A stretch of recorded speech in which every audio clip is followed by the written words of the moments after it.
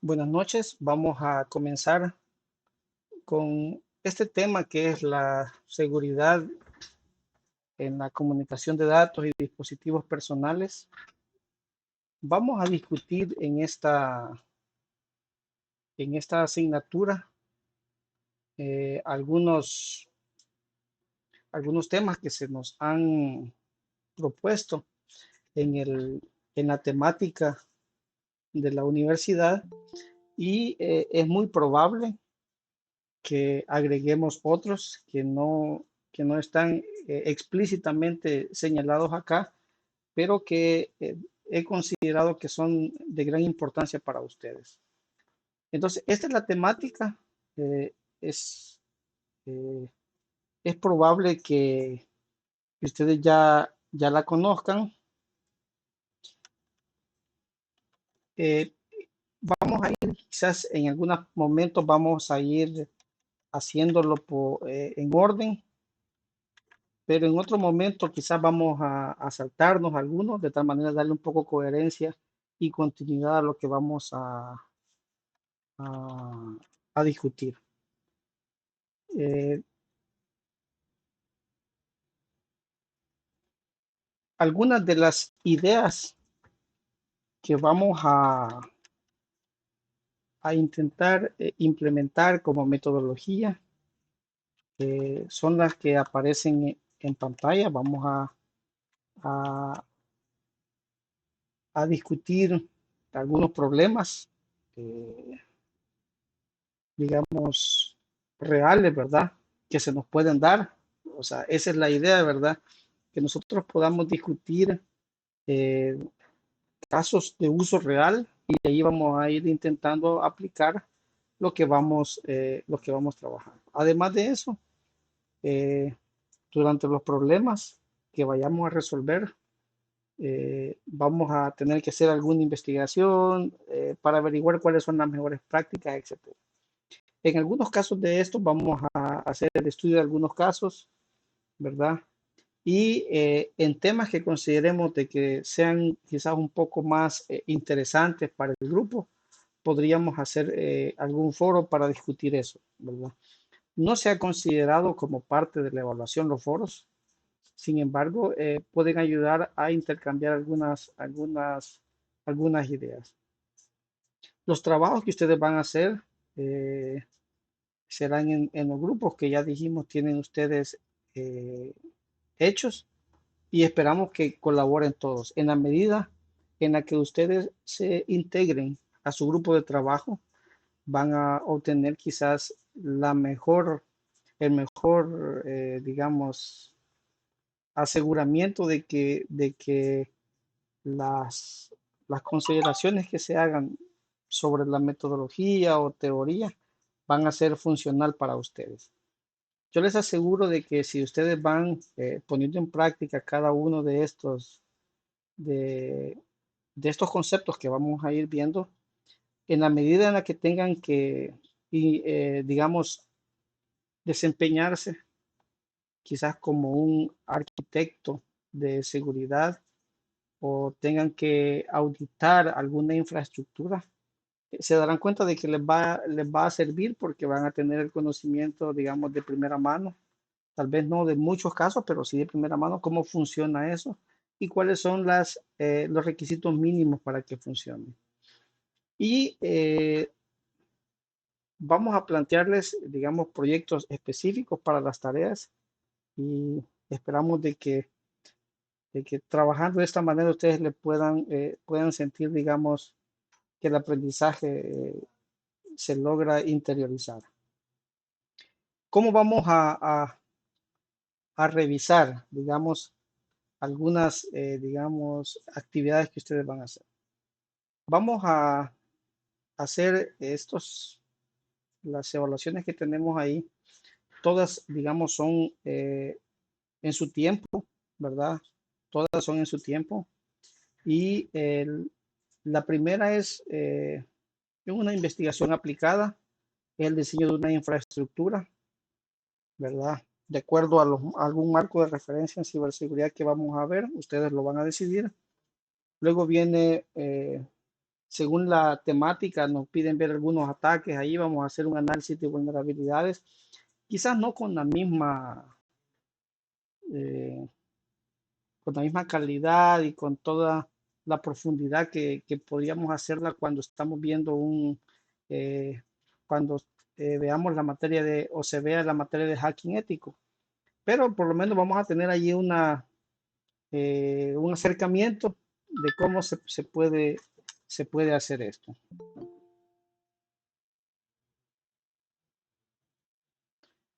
Además de eso, vamos a verificar cómo, eh, cómo se instala un CIEM, un MDM también para los dispositivos móviles.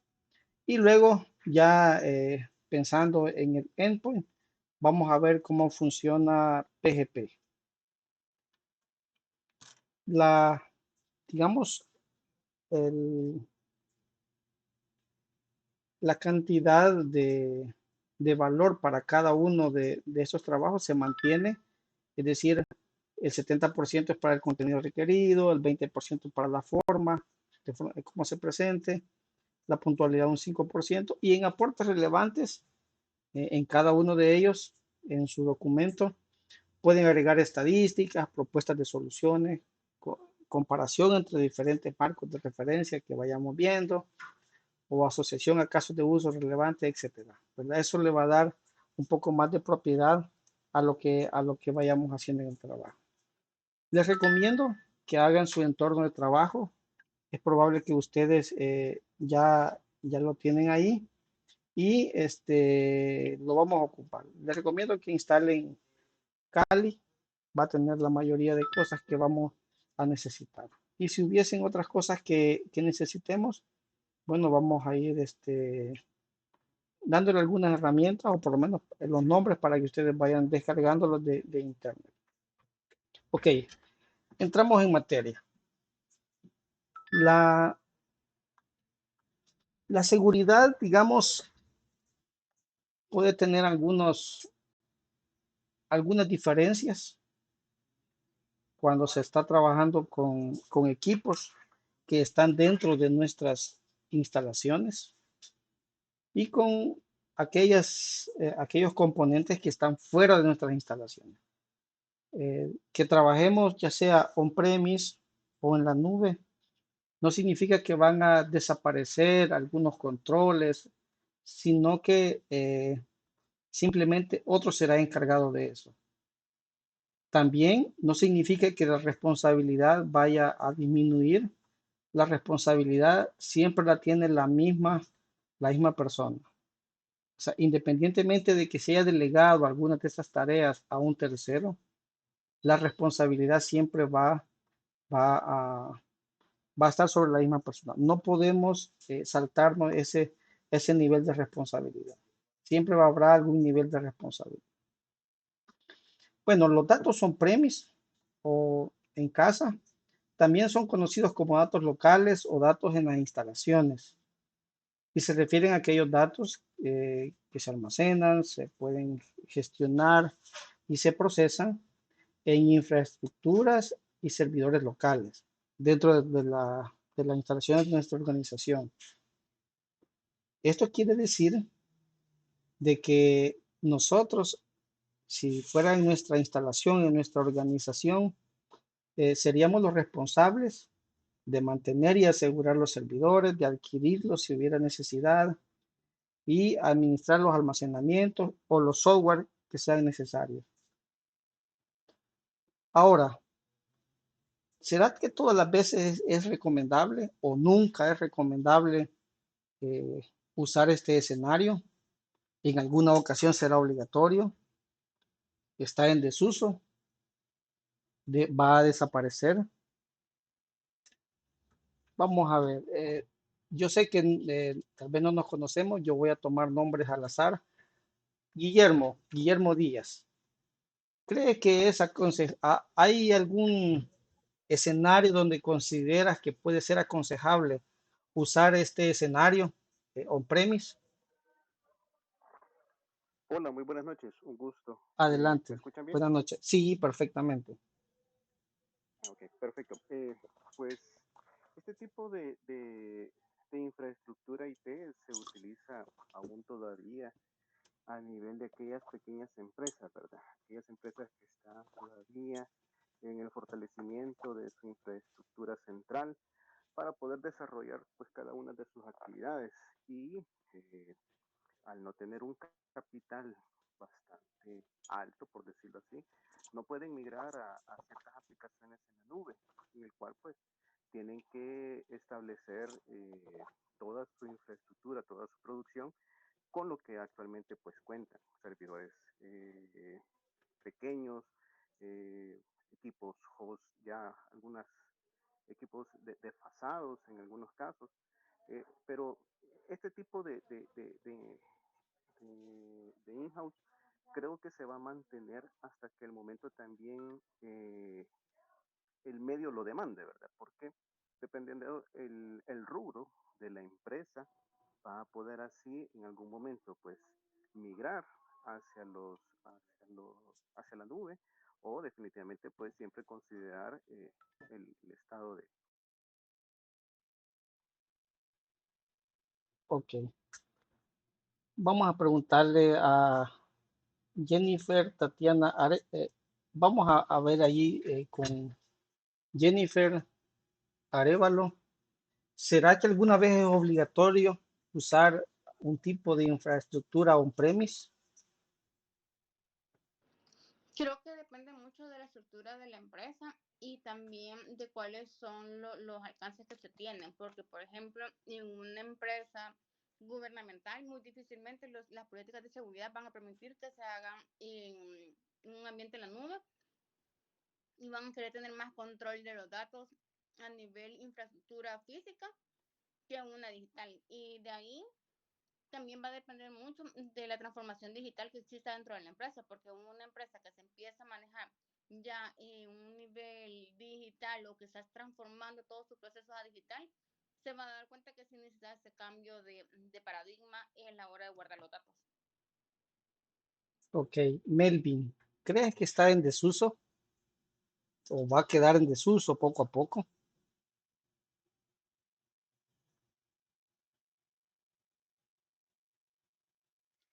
Muy buenas noches. Buenas noches. Eh, pues la tendencia creería que va en aumento el hecho de la utilización de tecnologías en la nube, pero sí también es un hecho que hay ciertas situaciones específicas en las cuales pues es obligación casi que el contar con una infraestructura como la que estamos viendo actualmente, on-premise. Asimismo, como lo dijo la compañera, ¿verdad? Que hay ciertas regulaciones la cual no permite pues que la información esté fuera de nuestras fronteras, por ejemplo, ¿verdad? Ok, miren, hay varios aspectos que pueden indicar si es mejor utilizar una infraestructura on-premise en lugar de servicios en la nube. Yo quisiera mencionarle algunos de ellos.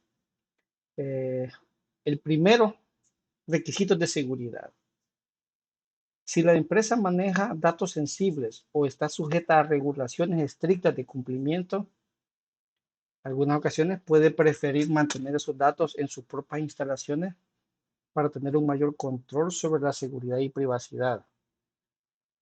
Recordemos de que un data center está bajo la jurisdicción del territorio a donde se encuentra ubicado. Entonces podrían existir algunas cláusulas legales que no le puedan asegurar la privacidad a la organización. Segundo, el ancho de banda. Si la empresa tiene limitaciones significativas en cuanto al ancho de banda en su conexión a Internet, porque los proveedores quizás en su zona tienen limitantes, puede ser, y eso puede limitar el uso de algunas aplicaciones de forma intensiva en la nube. Entonces podría ser de que se ocupen servicios. o que el procesamiento y almacenamiento de los datos sea más eficiente que aquellos que están en la nube, ¿verdad? Que pueden tener que pueden requerir de una transferencia constante de información. Otro punto asociado a este anterior es la latencia. Hay algunas aplicaciones que se tienen que desarrollar o que funcionan, cuya latencia debe de ser mínima. Y algunas de ellas pueden ser, algunos de esos ejemplos podrían ser quizás la replicación de datos en algunos esquemas que necesitan latencias quizás menores a 10 milisegundos o menores incluso, dependiendo el esquema que ocupemos para la réplica. Entonces, en algunos momentos no se van a conseguir eso con servicios en la nube. Otra cosa que yo quisiera comentarles, y ustedes lo van a comprobar cuando hagan el primer ejercicio que van a revisar, es los costos a largo plazo. Ustedes con el primer ejercicio van a poder hacer, digamos, van a tener, digamos, un parámetro y los vamos a incentivar de que los datos que utilicen sean reales, es decir, si tienen dentro de su potestad solicitar una cotización real de costos de los equipos que van a usar y de los costos de mantenimiento, de horas hombre, etcétera, sería muy aconsejable que ustedes puedan hacer el ejercicio, ¿verdad? Y determinar algunos parámetros, por ejemplo, el económico, el técnico, de seguridad, etcétera, a la hora de poder recomendar si una infraestructura se va a ocupar on-premise o en la nube. Entonces, en algunas condiciones o algunas infraestructuras, digamos, dependiendo del volumen y la naturaleza de los recursos que se vayan a utilizar, podría ser más económico operar y mantener infraestructuras on-premise en comparación con el pago recurrentes a servicios en la nube. Estamos hablando a largo plazo. La otra consideración es la dependencia de terceros. Si la empresa o la organización desea mantener un mayor control sobre su infraestructura y no depender de proveedores de servicios en la nube, puede optar por una infraestructura on-premise que le brinde autonomía y flexibilidad.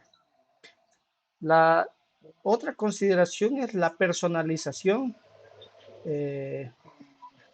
Digamos, si la empresa requiere una configuración altamente especializada de su infraestructura o tiene sistemas heredados viejitos, ¿verdad? Que posiblemente necesiten configuraciones especiales o hardware o software especial, por ejemplo, eso puede ser un poco difícil migrarlos hacia la nube. Entonces, esa consideración podría ser que algunas empresas necesiten tener esos equipos on-premise para poder seguir manteniendo eso.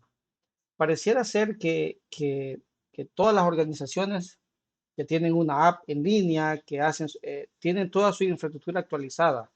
No es cierto. Si ustedes son curiosos, se van a dar cuenta de que muchas instituciones, muchas organizaciones que tienen, digamos, infraestructuras muy desarrolladas, pero que tienen sistemas heredados que son altamente críticos, que posiblemente están funcionando en RM COBOL. Entonces, hacer algunas migraciones de equipos de esta naturaleza a infraestructuras fuera de la organización pueden ser un desafío quizás un poco complejo y por eso tienden a recurrir a una infraestructura on-premise. Y la otra cosa que sí es sí o no, ¿verdad? Es el cumplimiento normativo. eh, algunos sectores van a tener regulaciones específicas que los va a obligar a que ciertos datos o ciertos servicios estén alojados internamente. Esto va a limitar, obviamente, la migración hacia la nube. Hay que tener en cuenta que la elección entre infraestructuras on-premise o servicios en la nube es bien particular para cada organización, para cada empresa, y va a depender de sus necesidades y objetivos específicos. Incluso puede depender de su apetito de riesgo.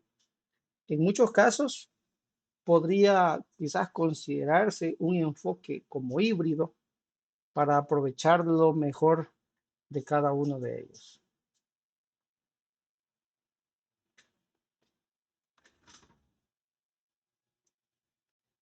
Ok, vamos a revisar. Bueno, ya hablamos sobre las instalaciones on-premise. Hoy vamos a revisar los servicios en la nube. Los datos en la nube, digamos, como no son infraestructuras que nosotros manejamos, que nosotros tenemos el control completo, en algunas ocasiones la visión que nos pueden ofrecer, digamos, a la hora que estamos viendo la publicidad y lo que nos ofrecen, podría diferir ligeramente, entre comillas, ligeramente, de lo que en realidad nos están ofreciendo. Entonces, pienso que en una asignatura, no sé si ya revisamos esa asignatura o no la hemos revisado todavía, es que es la seguridad en entorno cloud. Es probable que hayamos visto o vayamos a ver, digamos, algunos esquemas que nos pueden ayudar a revisar qué tan seguro puede ser, ¿verdad? Es decir, presento la computación en la nube bajo una premisa en la que se tiene que ser, digamos, precavido con lo que estamos consumiendo de estos proveedores, ¿verdad? Y asegurarnos de ello. Ahí está una definición. Aquellos datos que son, digamos, básicamente la nube, siempre requiere de los mismos equipos físicos, pero aquellos son gestionados en lugares remotos y son operados por proveedores como Amazon Web Service, Microsoft Azure, Google Cloud Platform, que ofrecen, digamos, una forma o una infraestructura escalable y flexible para almacenar, para procesar datos en forma remota. Los datos en la nube,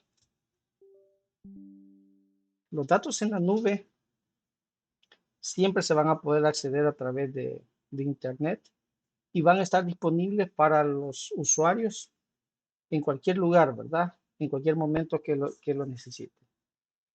Las diferencias. La principal diferencia entre los datos on-premise y los datos en la nube radica en la ubicación física de los servidores y la infraestructura de almacenamiento utilizados para gestionarlos. Con los datos on-premise, la empresa tiene un control directo sobre su infraestructura y puede tener una sensación quizás mayor de seguridad y privacidad, ya que los datos se mantienen internamente. Sin embargo, pueda que esto implique costos, ¿verdad? Y responsabilidades diferentes de mantenimiento. Por otra parte, los datos en la nube ofrecen ventajas como escalables. Podemos aumentar ahí la capacidad de procesamiento, flexible y en muchos casos fácil de usar. Los proveedores en la nube se encargan de la infraestructura. Más adelante vamos a ver algunas consideraciones sobre esto, sobre la seguridad y las actualizaciones. Esto puede ser que para algunos usuarios resulte en menores costos operativos y también podríamos decir que permiten la colaboración remota para el equipo de trabajo.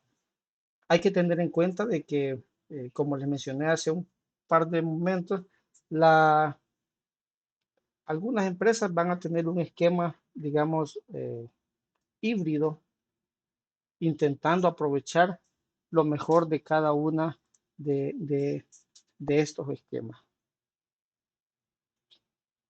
Ok, algunos de los usos, digamos, que se le dan, puede ser, digamos, almacenar información, los accesos están en cualquier lugar, se respaldan, no hay que instalar mayor cosa. Este es desde el lado del usuario. Para los que somos, digamos, de la parte IT, los usos que tiene la nube para nosotros son, digamos, son principalmente tres.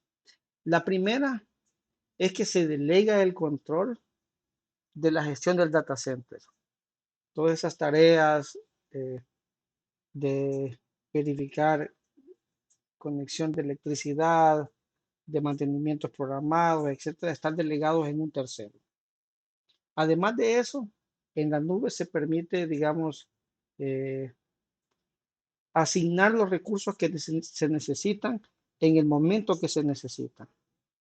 Es decir, si en algún momento necesitamos más recursos, escalamos esos recursos a lo que necesitamos. En on-premise no se puede. Tenemos la capacidad instalada.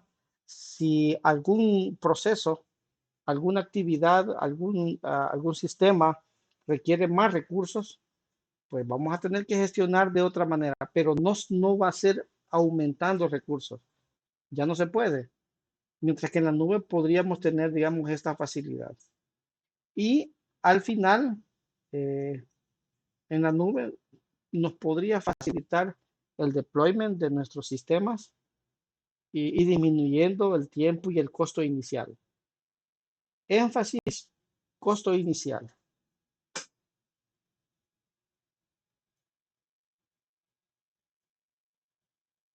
Ok. Modalidades. Bueno, vamos a tener algunas modalidades. Bueno, primero tenemos en la nube, vamos por en la parte super inferior derecha, on-premise, en casa, por supuesto. Luego tenemos la plataforma. Solo nos dan, digamos, los recursos, los servidores para hospedar nuestros equipos. Luego tenemos la infraestructura como servicio, luego el software como servicio y luego el business como servicio. Vamos a revisar cada uno de ellos, pero antes quisiera hacer una descripción, digamos, entre la nube que es pública, es decir, que a cualquiera puede acceder y hacer uso de ella, pagando, por supuesto, por el servicio, como son los proveedores que nosotros conocemos, como Google, Microsoft Azure, Amazon, IBM, Alibaba, por ejemplo, y las nubes privadas, que pueden existir organizaciones que por la complejidad o por el tamaño de ellas tengan toda una cantidad de recursos que puedan proveer a sus usuarios internos en forma de una nube privada. Ok, ahora sí vamos a revisar. Les presento con esta diapositiva, les presento algunos componentes o los componentes de los servicios en la nube. ¿Por qué vamos a revisar estos componentes?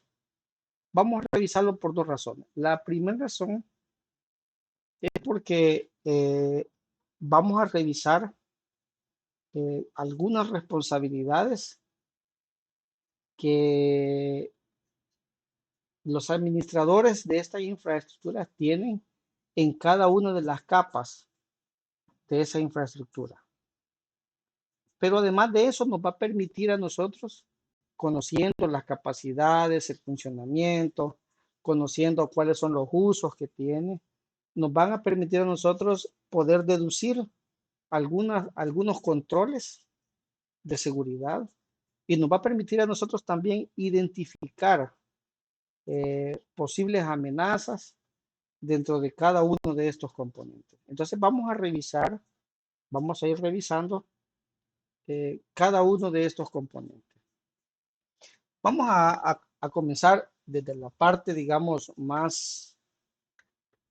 digamos, más de hardware, digamos, o de menos abstracción, hasta la parte de más abstracción, que son las aplicaciones.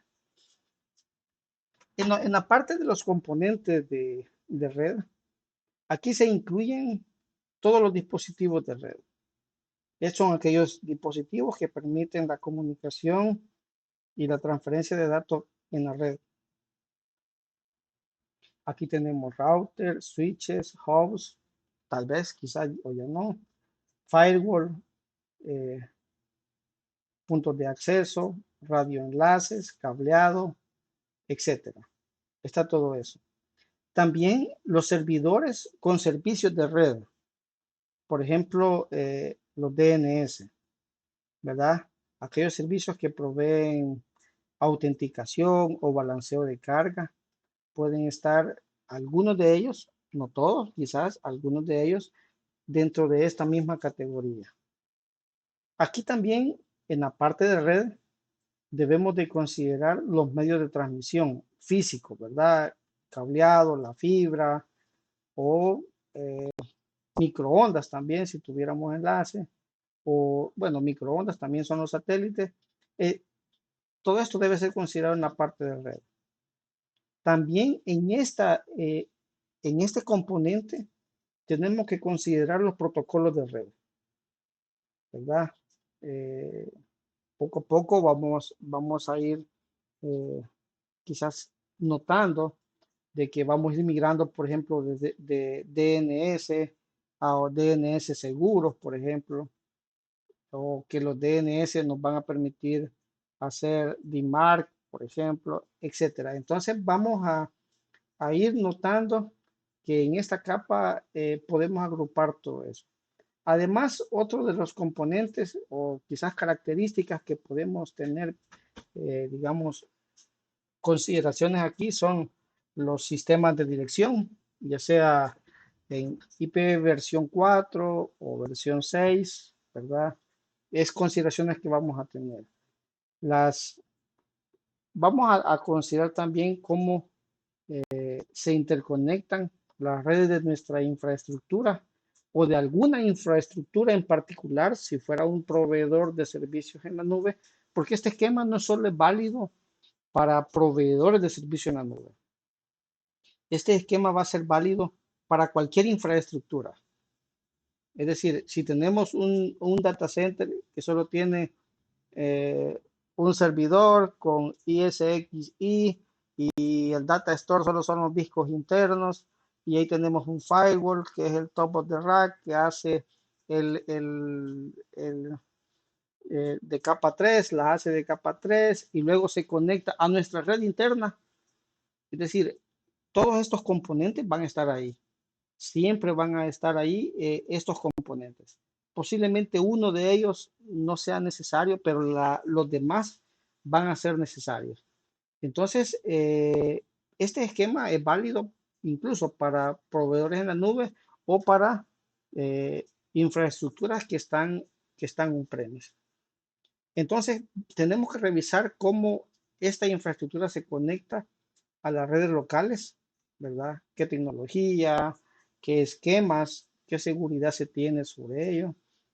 Cómo se conectan a Internet, los controles que se tienen para eso. Todas esas consideraciones vamos a tener en esta capa. Y además de eso, debemos de verificar, en esta capa también vamos a incluir todos aquellos dispositivos para proteger la red. IDS, IPS, cifrado de datos, también formaría parte, cifrado de datos o la transmisión de datos cifrada, ¿verdad? Por ejemplo, puede ser una VPN, estarán dentro de estas consideraciones. Estos, digamos, son como los componentes básicos de una red informática y van a tener más o menos componentes de acuerdo al tamaño y la complejidad de la red. Pueden haber otros recursos, por supuesto, específicos para redes en particular. Ok, vamos con el almacenamiento. Esto se refiere a aquellos dispositivos para gestionar los datos de manera persistente. Es esencial para guardar y acceder a la información necesaria para las operaciones de nuestra empresa o de nuestra organización. ¿Qué cosas podemos considerar aquí? Desde los discos duros de nuestros equipos, ¿verdad? En cualquiera de sus versiones, M2, de estado sólido, en cualquiera de sus modalidades, van incluidos acá. También los almacenamientos como las NAS, ¿verdad? Que utilizan protocolos SMB o la SAN también, ¿verdad? Que puede ser por fibra canal o iSCSI, donde se pueden ejecutar nuestros servidores, siendo agregados a nuestro esquema de virtualización como data store. Puede ser. Las NAS también, como mencionamos. ¿Ok? Pero también aquí deben de considerarse otros componentes como los respaldos, ¿verdad? Y los respaldos pueden ser ya sea en disco o, o en almacenamientos no mutables, por ejemplo, o también puede ser almacenamiento en cinta. Podríamos pensar que el almacenamiento en cinta está en desuso, pero yo les aseguro que muchas empresas, muchas instituciones, muchas organizaciones todavía consideran al almacenamiento en cinta como fundamental para realizar sus respaldos, porque los protege, o sea, dada la naturaleza de esos respaldos, los puede proteger de ataques como ransomware o de incidentes, digamos, graves. Entonces, estos componentes que hemos mencionado son los que se pueden considerar, pero además de eso, quizás podríamos considerar también algunos esquemas de redundancia, como por ejemplo los esquemas RAID, ¿verdad? ¿Qué tipo de RAID ocupan nuestros dispositivos? Que estos lo que hacen es que mejoran la confiabilidad y el rendimiento. También otra cosa que hay que considerar dentro de este apartado son los sistemas de archivos. No es lo mismo tener un sistema NTFS o un sistema de almacenamiento en red propiamente, o los que nos pueden proporcionar, digamos, sistemas como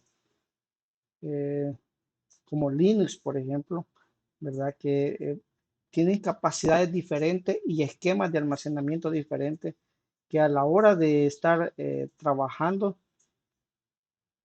pueden, digamos, requerir de características o de software o de configuraciones diferentes. Entonces, esto también es de considerar en este aspecto del almacenamiento. Entonces, para guardar de manera persistente, vamos a necesitar todo eso, ¿verdad? Esos componentes que hemos mencionado. Luego tenemos los servidores. Esto, digamos, es lo más notorio dentro de una infraestructura informática, los servidores. Y básicamente son equipos de alto rendimiento diseñados para funcionar de manera permanente, ¿verdad? Y nos pueden servir para proporcionar servicios, recursos, aplicaciones a otros dispositivos de red, a otros endpoints. Es el rol principal, digamos, podríamos señalar que el rol principal de los servidores es proporcionar poder de cómputo y almacenamiento a al resto del data center. Y algunas características claves, digamos, para estos equipos en una infraestructura que vamos a considerar, por supuesto, son la potencia de procesamiento, ¿verdad? ¿Qué tanta capacidad tiene? Almacenamiento. Aquí podemos considerar la SAN, por ejemplo, o NAS en su defecto, ¿va? Si no fuera SAN, que sería lo normal, la memoria RAM, valga la redundancia, la RAM debería ser quizás el término apropiado, ¿verdad? Que son los recursos básicos a la hora que van a permitir, digamos, dar o asignar recursos a los diferentes servicios que vamos a necesitar. Otra cosa que hay que considerar con los servidores es la conectividad a la red. No es lo mismo tener, digamos, un servidor con, eh, con puertos a 10 gigabit en 6A, por ejemplo, a que tenga, digamos, puertos a 1 gigabit base T, digamos, se puede notar la diferencia a la hora que estemos haciendo uso de algunos recursos de él, ¿verdad? Este es, digamos, elementos a tener en consideración. Otra cosa es el sistema operativo o algún software especializado que puedan necesitar. También la administración remota, ¿verdad? En cualquiera de sus modalidades, cada proveedor incluso proporciona puertos de administración de estos servidores. Y otra cosa que vamos a considerar en estos equipos para que puedan servir como servidores es su tolerancia a fallos. Deben de tener características de redundancia. Por ejemplo, fuentes redundantes, por ejemplo, almacenamiento en RAID, ¿verdad?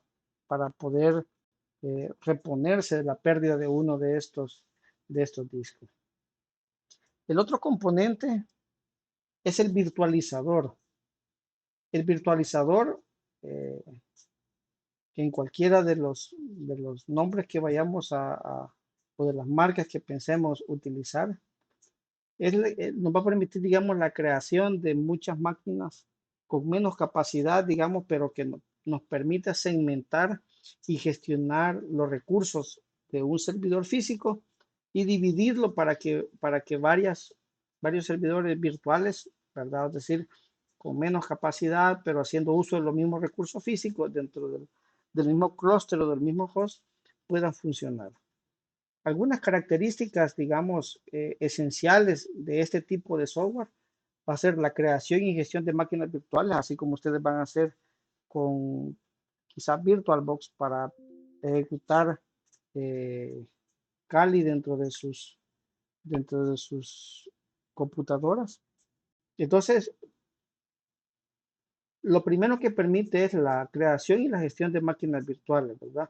Cada máquina puede ejecutar su propio sistema operativo, sus propias aplicaciones. Importante, aislados. Y este mismo software se va a encargar a que una máquina no pueda interferir con las otras. Algunos esquemas de configuración, como por ejemplo asignarle memoria o límites de memoria, van a ayudar a eso. Ustedes se van a dar cuenta, si en la configuración de su Kali, por ejemplo, ustedes no ponen un límite de memoria, van a notar de que va a consumir quizás tantos recursos, por ejemplo, de memoria, que su host va a tener quizás algunas dificultades para funcionar adecuadamente. Entonces, a la hora que se hace esto, digamos, hay que considerar que las configuraciones o el proveedor o nosotros en nuestra infraestructura vamos a considerar que las máquinas no puedan afectarse entre sí, ¿verdad? Son esquemas que debemos de considerar. La otra cosa que este software debe de facilitarnos es compartir recursos.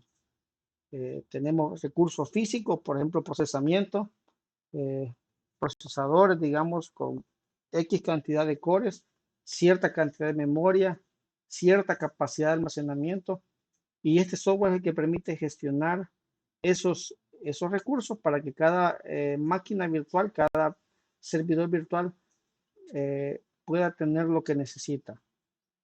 Aislamiento y seguridad. Cada máquina se ejecuta de manera aislada, lo que significa que las aplicaciones, los sistemas operativos no puedan afectar a otros, y esto va a dar seguridad y protección de datos.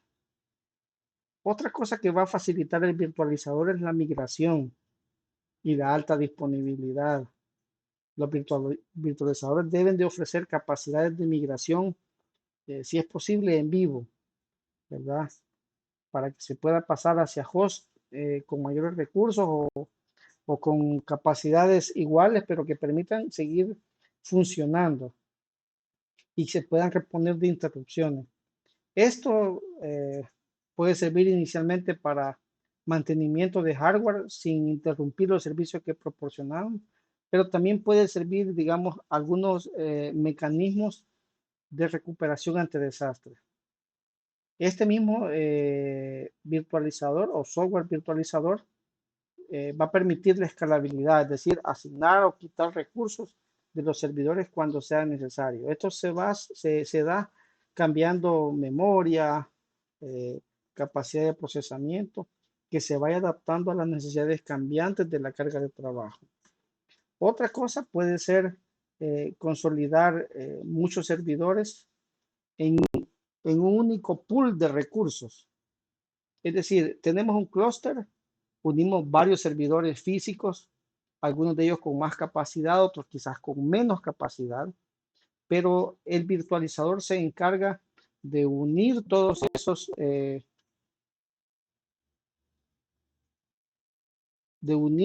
esos recursos y presentárselos al sistema operativo invitado como uno solo. Entonces, eso podría, digamos, ser una de los usos que tiene el virtualizador. Consolidar recursos, quizás un poco heterogéneos, en uno solo que se pueda ocupar. Y aquí pueden mezclarse, digamos, servidores de diferente antigüedad, pero que permitan ejecutar el mismo virtualizador, y de esa manera vamos uniendo recursos y capacidad de cómputo. También el virtualizador nos va a permitir las copias de seguridad y por ende la recuperación ante desastres. Esta capacidad de copias de seguridad, pero más importante, la restauración de esas copias de seguridad, porque cuando tenemos nuestro esquema de respaldo, podemos tener la falsa sensación de que estamos seguros. Solo nos van a servir aquellos respaldos que podamos restaurar. Por lo tanto, dentro de la política misma de respaldo, debe de existir pruebas programadas o digamos, realizadas con el objetivo único de verificar que los respaldos están bien hechos y que haciendo uso de ellos podemos recrear o volver a crear nuestra infraestructura.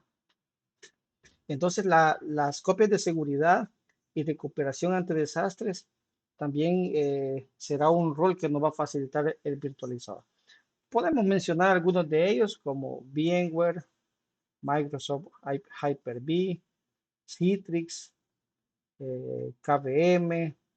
También tenemos VirtualBox, y quizás ustedes están familiarizados. El siguiente componente es el sistema operativo. En una infraestructura, el sistema operativo es fundamental. porque gestiona los recursos que se le han asignado a ese servidor y además provee una interfaz, de usuario. O sea, esa interfaz de usuario puede ser en forma de línea de comandos o en forma gráfica, pero esos recursos, esa interfaz le ayuda a gestionar esos recursos. Y algunas de las características del sistema operativo que gestiona esos recursos, los administra, la entrada y salida para garantizar su funcionamiento adecuado, proporciona alguna interfaz de usuario. Normalmente los servidores, no digamos, lo usual va a ser que los gestionemos mediante una línea de comando. Eso va a ser lo más usual. Sin embargo, posiblemente sea necesario en algunas ocasiones utilizar alguna interfaz gráfica de usuario, aunque lo más recomendable es que los servidores tengan solo una interfaz de línea de comando, ¿verdad? Eso va a ser lo más natural, es la forma como se van a gestionar.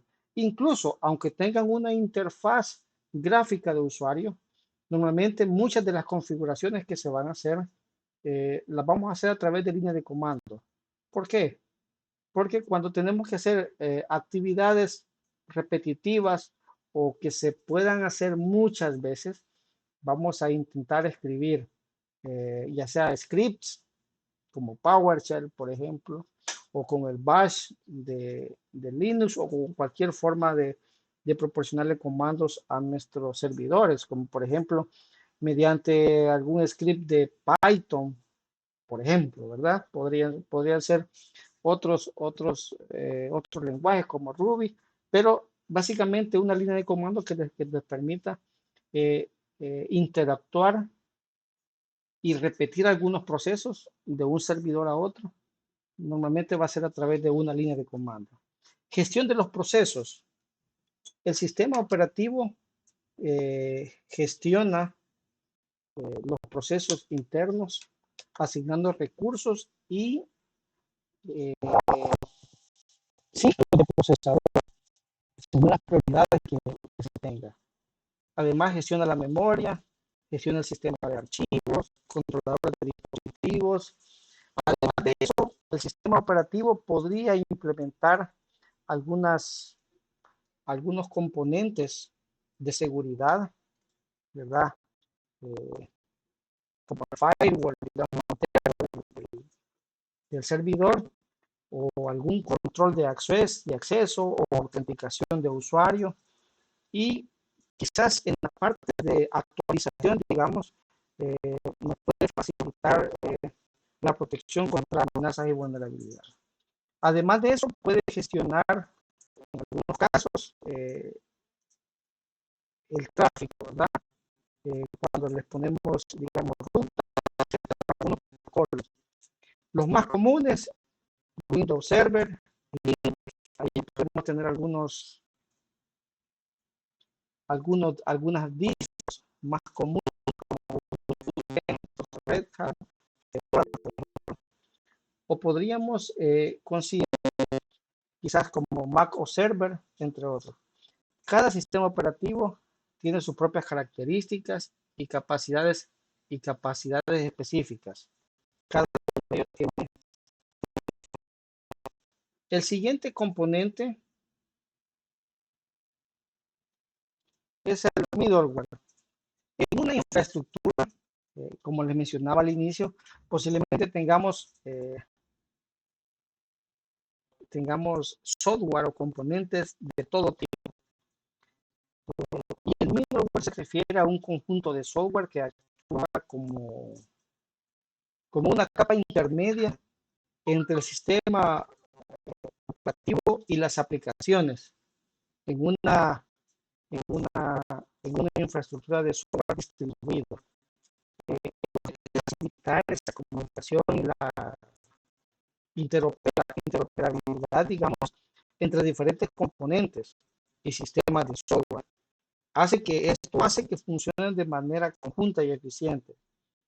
El middleware desacopla estas aplicaciones estos servicios, el sistema operativo propio como Windows Server, Linux o versiones viejitas de estos mismos sistemas operativos y proporciona servicios y funciones comunes que van simplificando como una abstracción, digamos.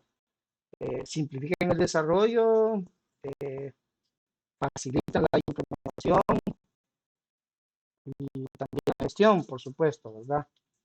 Algunas de las funciones del software middleware son la comunicación. Proporcionan mecanismos de comunicación entre aplicaciones de sistemas distribuidos. Estas son servicios de mensajes, por ejemplo, el servicio de mensaje a procedimientos remotos, RPC, o algún tipo de servicios web para facilitar la comunicación o el intercambio de datos entre diferentes componentes. Aquí podemos mencionar SOAP, REST, RESTful y cualquiera de las modalidades parecidas a eso. También puede gestionar transacciones. Este tipo de software gestiona las transacciones distribuidas y se aseguran de que sean consistentes estas operaciones y que sean íntegras cuando se involucran múltiples sistemas. Esto permite que haya seguridad en esas transacciones y que sea confiable, incluso en servicios que están distribuidos no solo físicamente, sino que en diferentes tipos de infraestructura, ¿verdad? También proporciona mecanismos para manipular los datos, ¿verdad? Una abstracción o puede ser, digamos, un sistema de caché distribuida, ¿verdad? Por ejemplo, algún software que nos permita tener una base en memoria como Redis, por ejemplo, que haciendo uso de llamadas a servicios nativos de cada sistema operativo le proporcione al usuario, digamos, quizá un conjunto de datos intermedios para que pueda trabajar. También ofrece funcionalidades de seguridad para proteger la información como autenticación, autorización, cifrado o quizás auditoría, ¿verdad? En los logs, en los registros que va dejando cada una de las transacciones que se va. Y por supuesto todo eso proporciona escalabilidad y rendimiento, ¿verdad?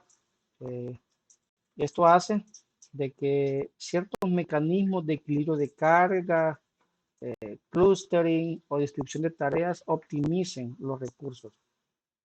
Y también, y quizás la finalidad última del middleware es integrar sistemas,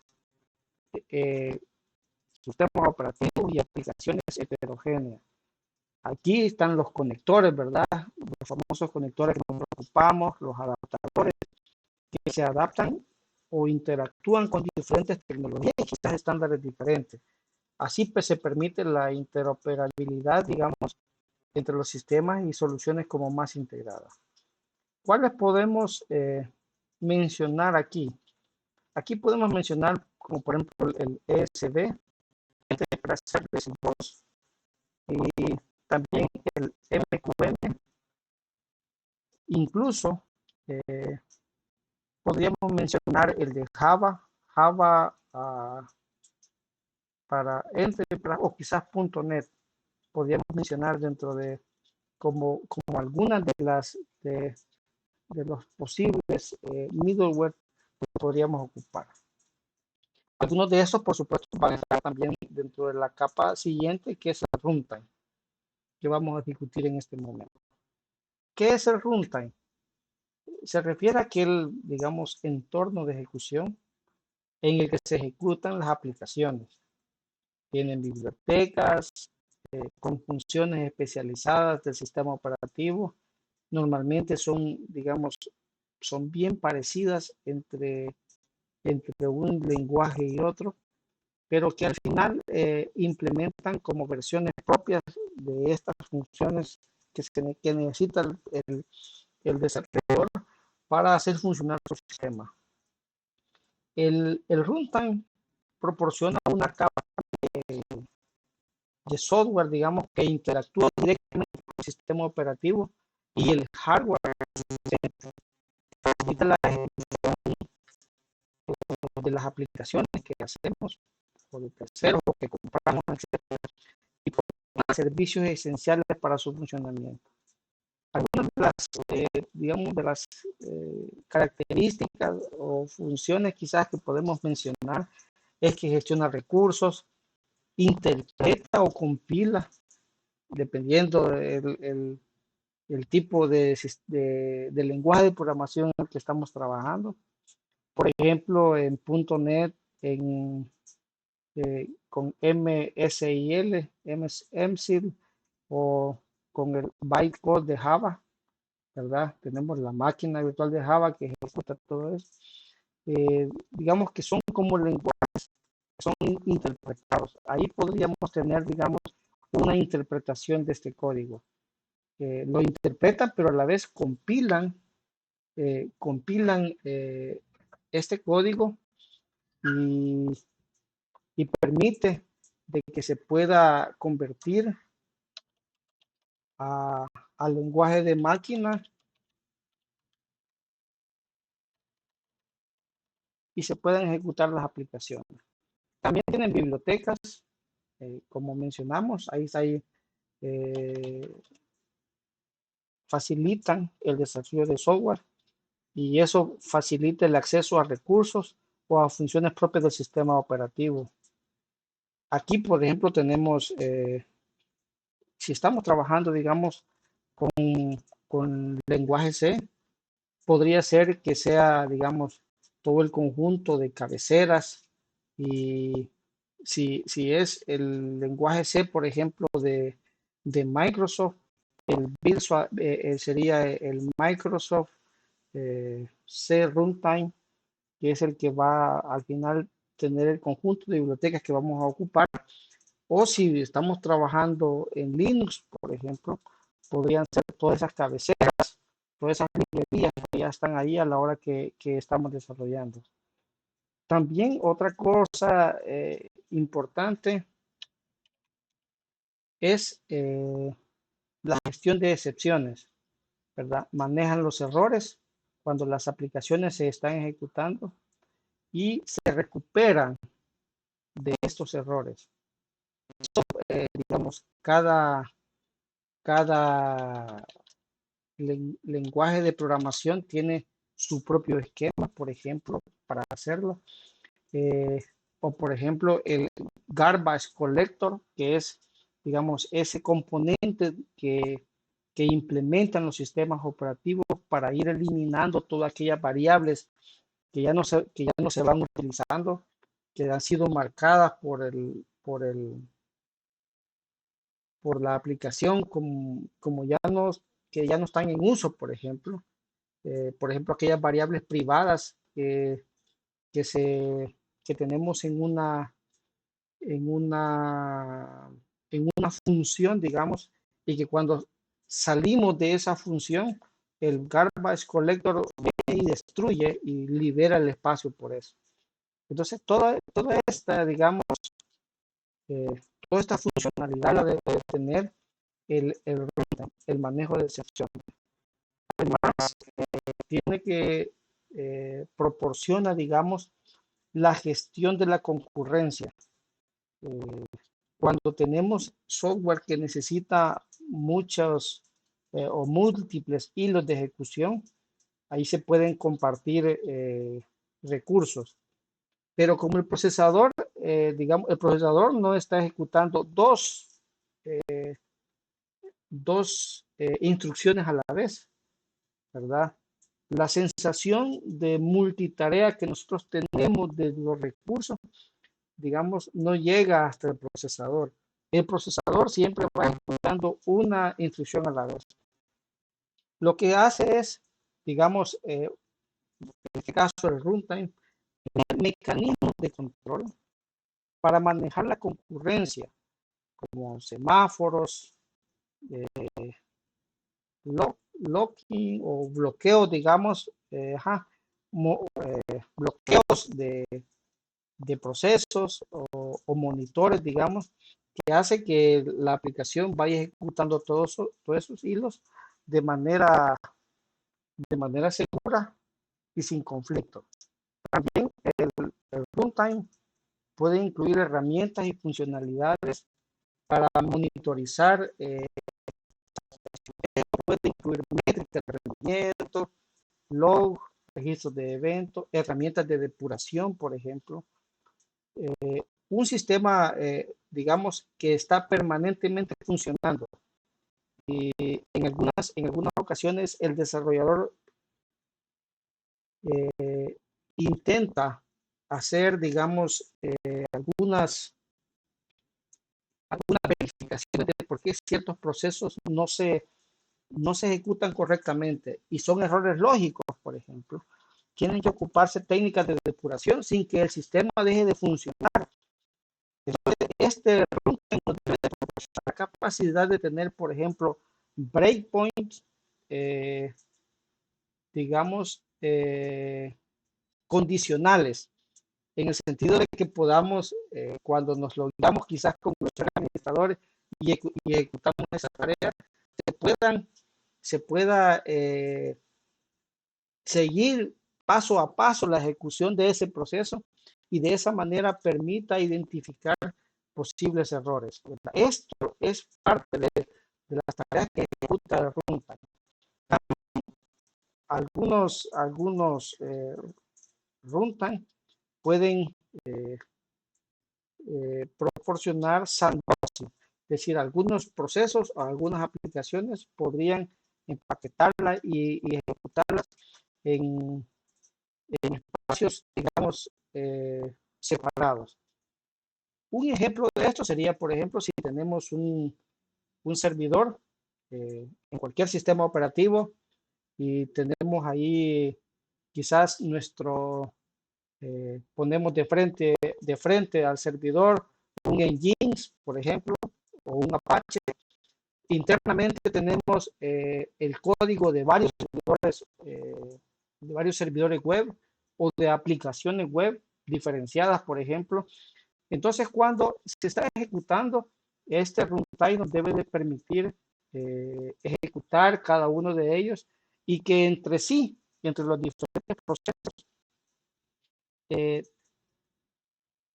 o cada uno de estos procesos esté aislado, que si bien comparten la memoria de todo el servidor, pero estén aislados. Entonces, parte de la seguridad de las funciones de seguridad que nos permite el runtime debe ser esa, ¿verdad? Aislar los procesos, o tal vez la verificación de código, de sintaxis, etcétera, gestión de permisos, de cifrado, y esto ayuda a la protección de las aplicaciones. Aquí hay que tener en cuenta que el concepto de runtime puede variar según el lenguaje de programación o la tecnología ocupada. Quizás en un contexto de lenguaje como Java, .NET o Python, se hace referencia al entorno de ejecución y a las bibliotecas asociadas a esos lenguajes. Y cada runtime tiene sus propias características y funcionalidades específicas adaptadas a las necesidades del lenguaje y a las aplicaciones que se ejecutan en él. Luego tenemos la siguiente capa, que son los datos. Los datos son fundamentales, representan esa información que tenemos ahí en formato digital y que pueden ser cualquier tipo de datos o información como textos, números, imágenes, videos, archivos que pueden guardar, etcétera. Todo eso que está ahí son los datos. Ahora, los datos para nosotros van a ser una representación digital en formato digital, ¿verdad? De toda esa información. Los datos son una representación digital de la información. Es decir, la información es lo que nosotros entendemos de esos datos, pero los datos es esa representación digital de esa información que nosotros como humanos tenemos. Estos datos pueden ser estructurados como bases de datos relacionales, o no estructurados, ¿verdad? Como videos, imágenes, o semi-estructurados, como por ejemplo los archivos XML, ¿verdad? Pueden ser no estructurados. También aquí debemos de considerar el almacenamiento, ¿verdad? Ahí son las formas como se almacenan, cómo se organizan, cómo se accesa a esta información, cómo pueden ser manipulados. Esto también se debe considerar en el componente de datos. La privacidad y la seguridad, ¿verdad? Cómo se gestiona la confidencialidad de estos datos. Otra cosa que hay que considerar la calidad de esos datos. También, digamos, puede ser parte relevante de esto. Y el análisis y uso, ¿verdad? Hay algunos datos que se van a ocupar para un tipo. Por ejemplo, hay datos almacenados que son para uso de la aplicación propiamente dicho. Otros datos van a ser para el uso de los usuarios de nuestra aplicación. Yo creo que los datos, al menos es una consideración personal, los datos son el componente esencial, digamos, y hacia dónde debemos de enfocar todas nuestras energías a la hora de proteger los activos de nuestra organización. Es decir, todo lo demás, todos los demás componentes, al final van a gestionar alguna parte, algunos componentes que nos permiten el aprovechamiento de los datos que hemos guardado. Entonces, quizás el concepto más grande es que los datos son como nuestro tesoro, ¿verdad? A la hora que estamos trabajando o protegiendo nuestra infraestructura. Y al final tenemos las aplicaciones. A ver, ok, aquí están las aplicaciones. Bueno, las aplicaciones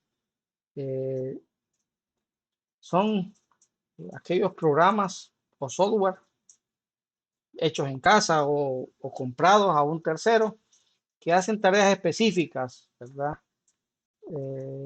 Atienden las necesidades propias de los usuarios y de las organizaciones. Estos tienen funcionalidad específica, cuentan con interfaz de usuario, ya sea web o si son sistemas cliente-servidor, un componente de software instalado, tienen una lógica y un procesamiento específico de los datos, acceden a los datos guardados en nuestra infraestructura y además de eso pueden integrarse quizás con otras aplicaciones para compartir datos o interoperar a través de interfaz como APIs para obtener información para nosotros.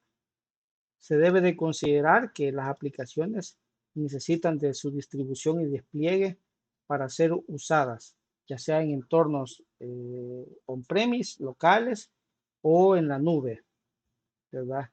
Y algunas veces en su utilización, además de saber si son on-premise o en la nube, también hay que considerar los endpoints, ya sea las computadoras en las que se use, los navegadores donde se ocupe, o también los dispositivos móviles que vayan a ser necesarios para su utilización.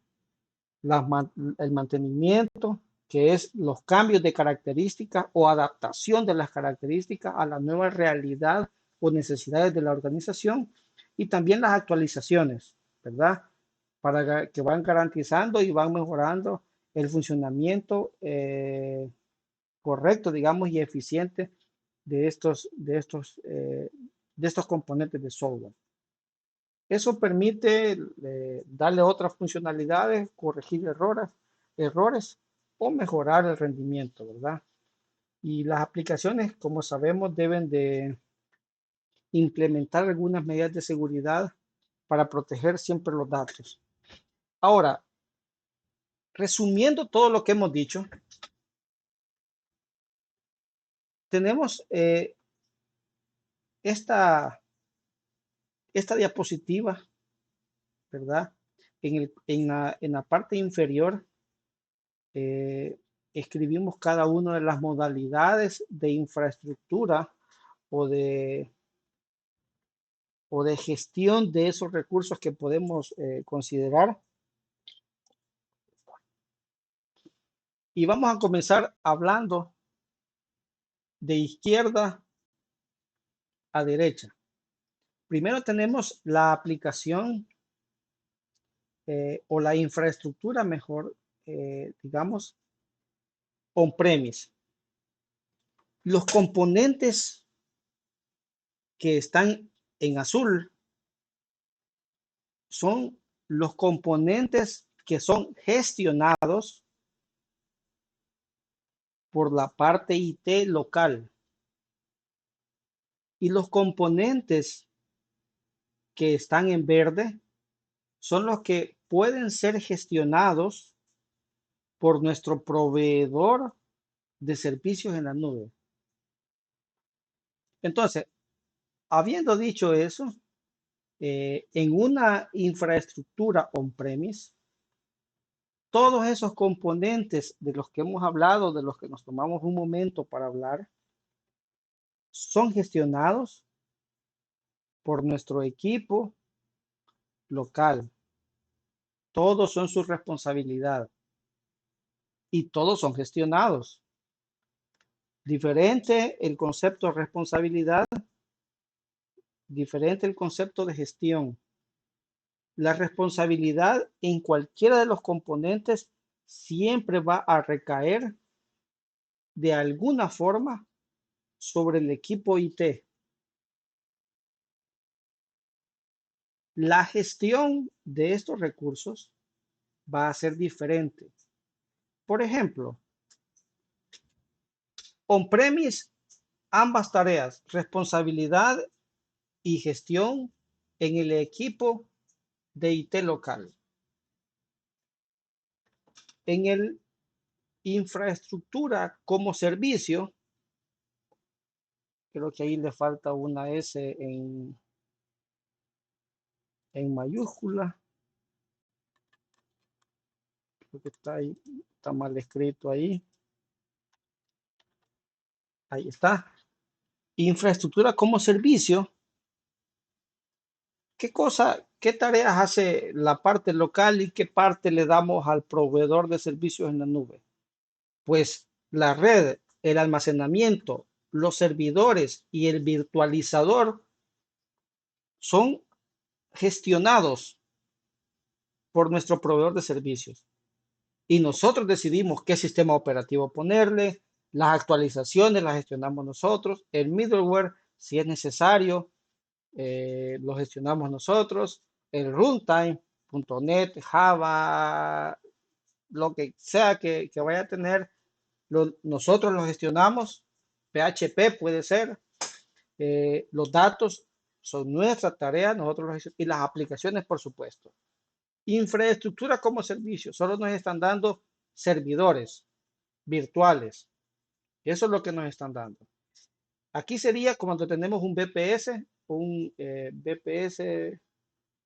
servidor virtual, ¿verdad?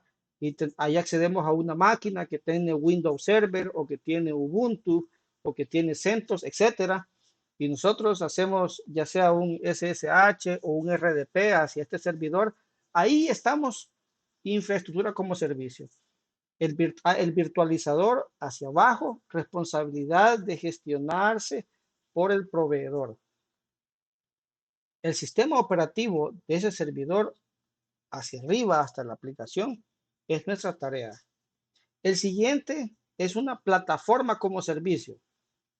¿Cómo sería una plataforma como servicio? Esa sería, por ejemplo, el hosting. Digamos, tenemos nuestra aplicación que la hemos hecho en PHP o en .NET o en cualquier otro lenguaje de programación o en Java quizás, y vamos y buscamos un servicio de hosting. Cuando tenemos un servicio de hosting, nosotros no decidimos bajo la capa en la cual gestionamos a través de un cPanel, por ejemplo, qué es lo que nos dan para gestionar nuestro